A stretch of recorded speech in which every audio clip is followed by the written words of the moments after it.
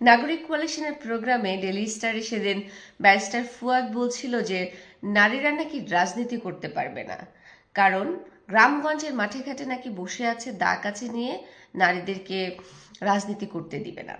সেদিন আমি তেমন একটা প্রতিবাদ করতে পারি নাই, কারণ আমি এনসিপির পক্ষ থেকে গিয়েছিলাম।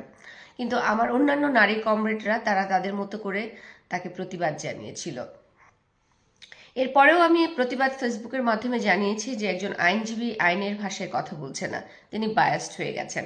মানে যিনি হচ্ছে চরিত্র হননকারী তার পক্ষ নিয়ে কথা বলছিলেন।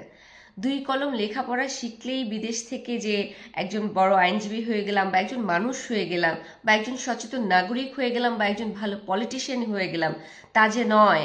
এবং টকশোর রাজনীতি এবং বাস্তবের রাজনীতি, মাঠের রাজনীতি যে এক নয়, সেটার প্রমাণ দিয়ে দিল আজকে বরিশালের মুরাদি মানুষজনরা। আপনাদেরকে অনেক ধন্যবাদ।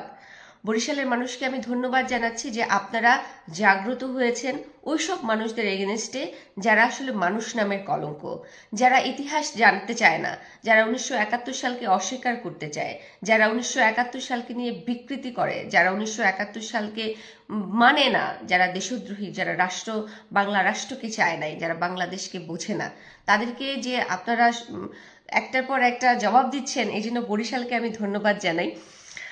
এবং মিস্টার ফুয়াদ, আপনি নিশ্চয়ই বুঝে গেছেন যে নারীদের জন্য যে অনুপযোগী না, বা বাংলাদেশের রাজনীতি আপনার জন্য উপযোগী না। আপনাদের মতো যারা আছেন, যারা হচ্ছে রাজনীতির নামে ব্যবসা করেন, যারা রাজনীতির নামে হচ্ছে মানুষের মধ্যে বিভ্রান্তি ছড়ান, আপনাদের জন্য উপযোগী রাজনীতি না। আপনাদের উচিত বিদেশে গিয়ে ডিশওয়াশ করা।